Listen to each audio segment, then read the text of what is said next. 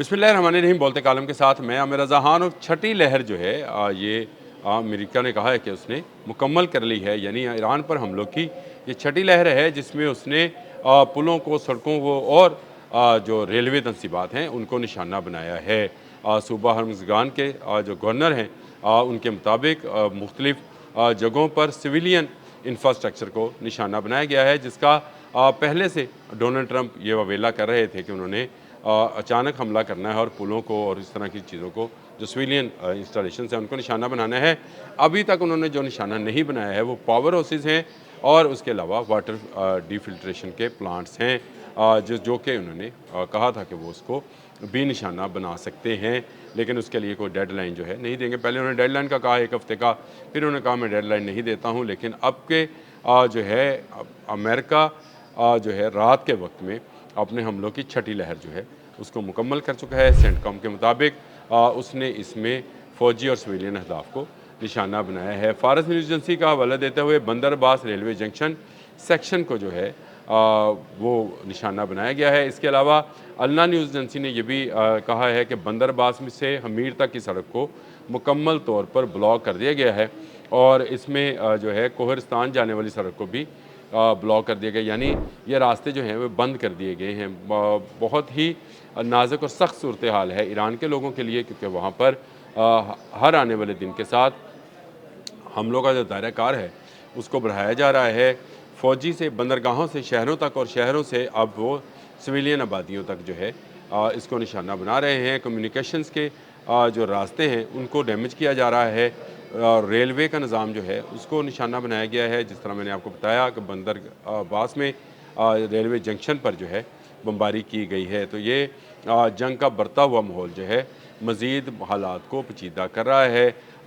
इन हालात में ईरान कभी मुज़ाकरात की टेबल पर नहीं आएगा। इस तरह एक तरफ तो ये बात है, दूसरी तरफ जेडी वैंस ने जो है जो नायब सदर हैं अमेरिका के, उन्होंने बड़ी अहम बात की है।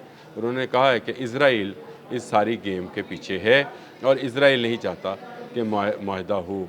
ये भी बात समझने की है कि डोनाल्ड ट्रंप की पॉलिसी कुछ है, जेडी वैंस की कुछ, क्योंकि नवंबर में इलेक्शंस हैं और डोनाल्ड ट्रंप तो इस इलेक्शन में आ नहीं रहे।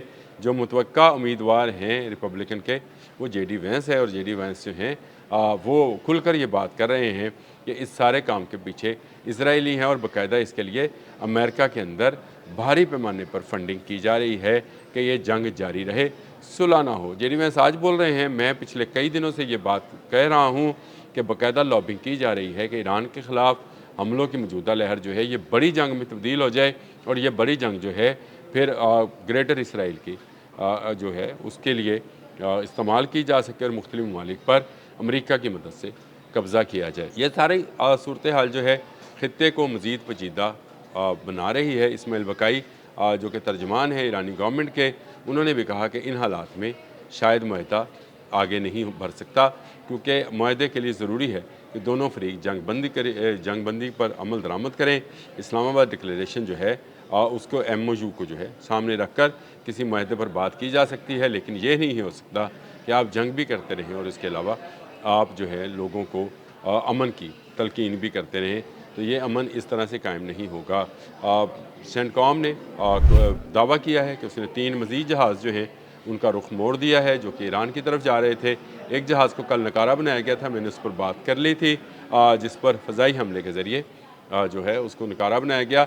लेकिन 3 मज़ीद जहाज़ जो हैं ईरान से तेल लेने के लिए जा रहे थे, उनको रोक दिया गया है, उनका रास्ता तब्दील कर दिया गया है, इंतबाह जारी किया गया, जिसके बाद उनका रास्ता तब्दील कर दिया गया और ब्लॉकेड मज़ीद सख्त कर दिया गया है। यानी अब ईरान की आहिस्ता आहिस्ता वो ऑक्सीजन जो कि तेल की सूरत में वो हासिल करता है वो बंद की जा रही है। चीन पर इल्ज़ामात लगाए जा रहे हैं। डोनाल्ड ट्रंप ने इलेक्शंस में मैनिपुलेट करने का चीन पर भी इल्ज़ाम लगा दिया है। इसका मतलब ये है कि वो भी अपनी दुश्मनी का दायरा कार जो है बढ़ा रहे हैं। डोनाल्ड ट्रंप के ताज़ा तरीन बयान के मुताबिक इलेक्शंस में चीन ने मुदाखलत की थी और अब उन्होंने कह दिया है अपनी इंटेलिजेंस एजेंसी से कि वो रिपोर्ट जारी करें कि चीन ने किस तरह से असरअंदाज होने के लिए डाटा चोरी किया था और उसके बाद उन्होंने जो है तमाम सूरत हाल को ख़राब करने की कोशिश की थी ताकि डोनाल्ड ट्रंप जो है हुक्मरान ना आएँ। तो इसका मतलब ये है कि ये जंग जो कि आमने हमज़ में हमें नज़र आती है, ये अब मज़ीद फैलने की तरफ बढ़ रही है और इस जंग के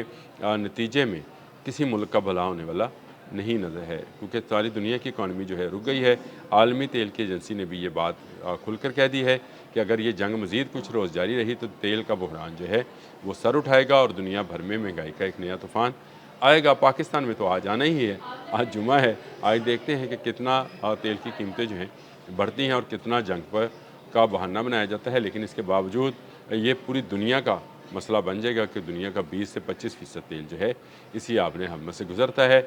ये वो तेल है जो कि रजिस्टर्ड है, जो ईरान बेचता है वो रजिस्टर्ड नहीं है, यानी वो उसमें शामिल नहीं किया जाता। ये तो ब्लैक मार्केट है जिसमें ईरान तेल अपना फ़रोख्त करता है। चीन और भारत उसके सबसे बड़े बायर रहे हैं, लेकिन अब नहीं होंगे।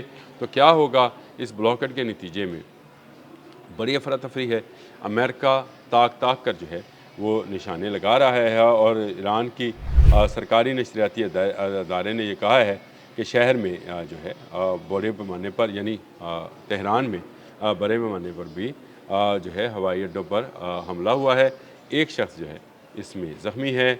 इस तेहरान के बाद ईरान के मुख्तलिफ़ शहरों में बिजली के तनसीबात और ईंधन की टैंकों को भी नुकसान। ये भी फ़ारस न्यूज़ एजेंसी की खबर है जो कि BBC ने शाया की है, तो मैं आपको तक बता रहा हूँ। बूशहर के नायब सियासी और सिक्योरिटी गवर्नर जो हैं एहसान जहानिया ने कहा है कि सूबे पर हमले के नए दौर में आज सुबह दस्ती काउंटी के एक मुकाम को निशाना बनाया गया। उन्होंने इसकी तस्दीक की कि मुतअद्दिद मिसाइल बूशहर एयर बेस और नेवल बेस को निशाना बनाया। ईरानी मीडिया ने इतला दी कि अमरीकी हमलों ने बंदर लंगा के करीब वो निशाना बनाया है। महर एजेंसी ने बंदर हमीर में पुलों को निशाना बनाने की बात की है।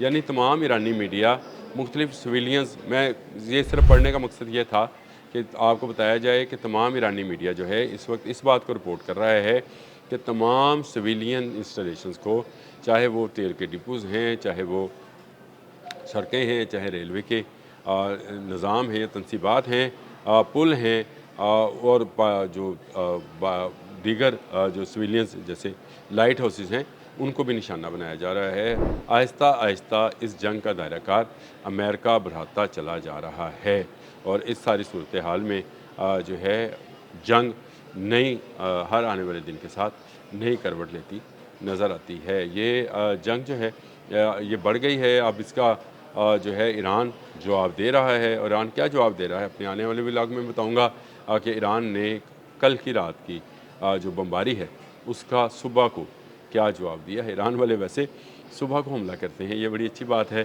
कि उन्होंने ये रखा हुआ है कि अगर हमला होगा तो हमला किया जाएगा, और उन्होंने भी बहुत सारी जगहों को निशाना बनाया है। इसके साथ साथ अमेरिका जो है मज़ीद इस जंग में शामिल होता चला जा रहा है। JD वैंस का मैंने आपको बता दिया, डोनाल्ड ट्रंप की चीन के ख़िलाफ़ जो सूरत हाल है उस पर बता दिया आपको, और JD वैंस की ये कहना कि इसराइल इस जंग को बंद नहीं होने दे रहा, बिल्कुल सही कह रहा है। अब तक के लिए इतना ही। अल्लाह हाफ़िज़।